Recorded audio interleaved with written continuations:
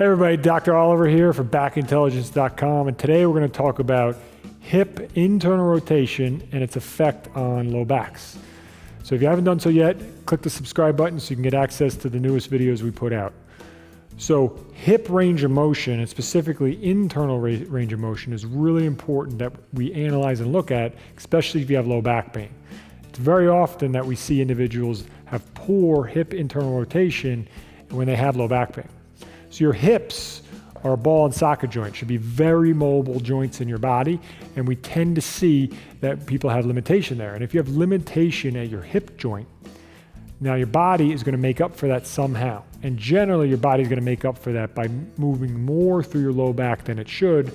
This places undue stress on your low back, which can in turn create problems and pain in your low back. So we tend to see people with poor internal rotation have more incidence of low back pain. So if we see that and we have limited range of motion in our hip, especially internal, we're going to want to clear that up and we're going to want to try to straighten that out.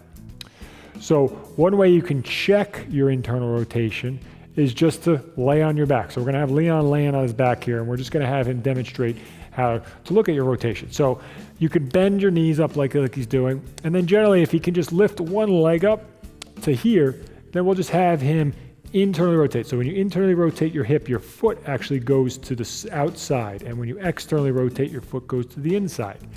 So when we do this, we would like to see that the individual has 30 degrees of internal rotation. So you should see that foot come out of midline about 30 degrees. And if you don't have that, or you seem limited there, then you're going to work on these exercises.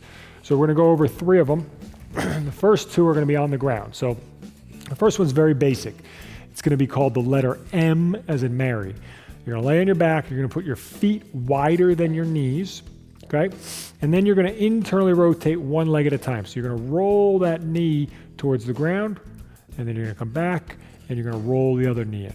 So you want to concentrate the range of motion coming from your hips and not your back. So as you roll through, you're trying to keep your back close to the ground. You don't want your back coming off a ton. It's going to come off a little bit, but you shouldn't see a ton of range of motion out of your low back. We'll have Leon kind of demonstrate a bad one here. So as he comes up, you see him rolling through his whole torso there. We want to concentrate the range of motion on that hip joint. So keep the range of motion there. So very gentle, very basic. You're just pushing through that range of motion. If anything, this should feel good. It shouldn't cause pain or pinching. We're going to do sets of 10 on each side. So at least 10 on each side. You can do more if it feels good, but we're just working gently to open this up. You can even do this in bed. Anywhere you feel comfortable laying down, we're just going to get some range of motion out of the hips. So this is the most basic one to start. The second one is going to be more what they call like a frog stretch. It's going to be a little more aggressive and a little more taxing. So we're going to flip over. So Leon's going to flip over for us. So you're basically going to go on your forearms and then on your knees. And what you're going to do is make sure you keep a nice neutral spine. So you want to keep your back nice and flat here. And what he's going to do is he's going to rotate. So you can have your knees a little bit wider for me, Leon. Just open them up a little bit. So you want your knees a little bit wide. Make sure you're on a softer surface so you don't hurt your knees. And then he's going to rotate. So what he's going to do is he's going to bring this leg. So he's working on his left side now. Good. And then he rotates away. And he's going to bring that right heel. He's going to try to bring it to the ground. Good. And he's going to continue back and forth. He's pushing the range of motion. So he's working on internal rotation right now on this left side. And then he goes around, he's going to work on internal rotation on the right side. He's doing a good job not sagging here in the middle, and he's not really rolling through his back. We don't want a ton of low back range of motion. You're going to get a little bit again, but you're concentrating on that hip joint. So again, 10 on each side minimum. If it feels good and you want to do more, you can do more. Just be real conscious. You keep your core tight. Don't let your back sag down, because otherwise you'll irritate your low back. So this should not bother your low back. If anything, it should feel good. You should feel improved range of motion of your hips. So the third exercise we're going to look at is a standing exercise. This is one you can do routinely throughout the day. That's why I like this one. You don't have to get on the ground. You can do it in any clothes that you're wearing.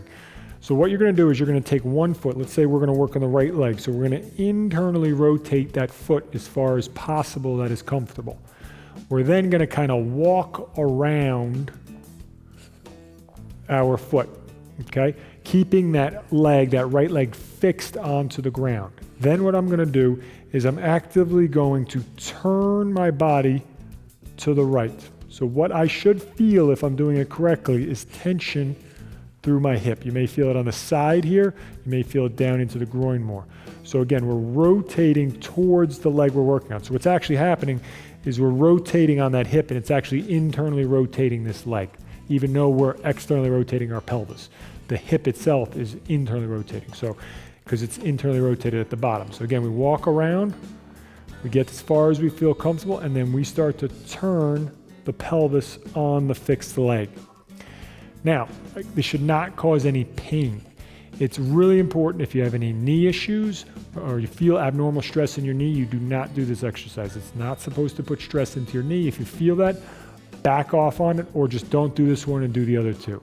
So again, we'll demonstrate on this left side. So we're going to turn that left foot in as best we can. So we're rotating internally that leg, and then we're going to walk around as far as you feel comfortable. And then we're going to take our pelvis and we're going to turn it this time to the left. So we're turning our body to the left, feeling the stretch again in this hip, either on the side or in that groin. You can hold this stretch for a good 20 to 30 seconds. And again, this is something you can do throughout the day several times to try to work on that range of motion. No pain in your knee, no pain in your hip. It should just feel like a stretch. So work on those internal range of motion exercises for your hip and see what it does for your low back pain. You might be surprised to find it actually reduces the low back pain a lot. All right, thank you so much for joining us today. We hope you enjoyed the video, and if you did, make sure you like it, as well as subscribe to this YouTube channel for more videos just like this. Also, research shows that you need to strengthen your core if you want to alleviate some of that low back pain. And not only that, but you need to make sure that the exercises that you perform really target those deep core muscles, and you need to make sure those exercises are safe for your spine. Now, we have a free PDF that we'd love to send you with some of the most effective and safest core exercises that you can do from your home. So if you'd like to get that PDF, there's going to be a link to it somewhere here on the video or down below in the description. Just go to that page, enter your email, and we'll send you that free PDF right away.